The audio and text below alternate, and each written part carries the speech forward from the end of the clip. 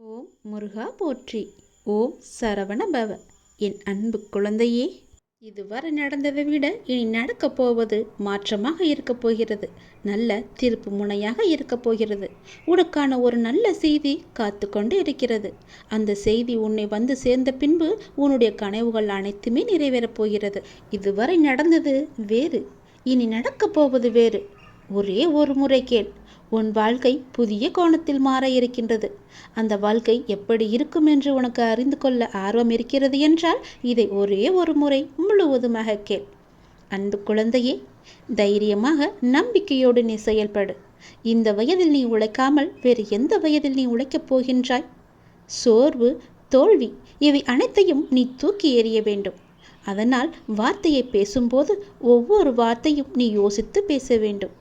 உன்னை கோபப்படுத்தும் சூழ்நிலை வந்தாலும் அமைதியாக நீ இருக்க வேண்டும். கோபத்தில் பொறுமையையும் நிதானத்தையும் நீ இழக்கக்கூடாது. அமைதியாக செல்வது என்பது தோற்பது என்று நீ கருதாதே. தோற்பது முக்கியமில்லை, இறுதியில் யார் நிறைவு பெறுகிறார்கள் என்பதுதான் முக்கியம். உனக்கு பிடிக்காத விஷயங்கள் நடந்தால் அந்த ஒரு நிமிடம் என்னுடைய நாமத்தை உச்சரி. என்னை உன் நினைவில் கொண்டு வா. மற்றவற்றை நான் பார்த்து கொள்கிறேன். நீ உன்னில் என்னை பார்க்கும்போது அனைத்துமாய் நான் உனக்கு தெரிவேன். நீ எங்கு பார்த்தாலும் உனக்கு முழுவதுமாகவே என்னுடைய உருவம் மட்டுமே தெரியும். நீ தோல்வி அடைந்தாலும் துவண்டு விடக்கூடாது. உன்னை தூக்கிவிட நான் இருக்கிறேன் என்று நீ நம்ப வேண்டும்.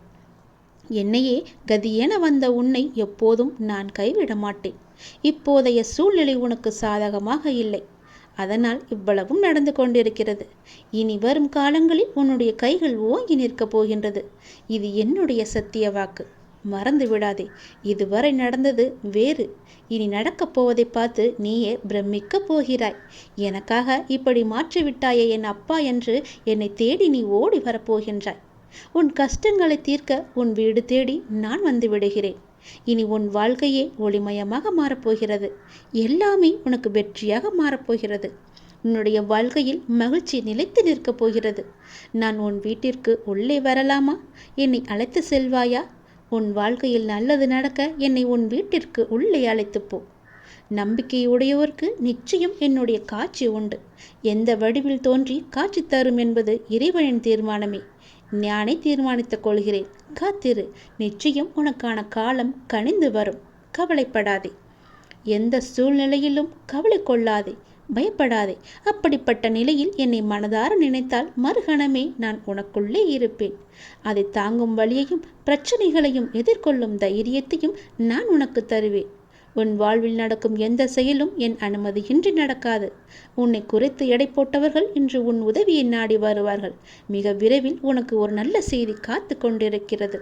அந்த செய்தி வந்த பின்பு உன் கனவுகள் அனைத்துமே நிறைவேறப் போகிறது. பொறுமையாக இரு, சந்தோஷமாக இரு. இனி நடக்கப் போவதை பார்.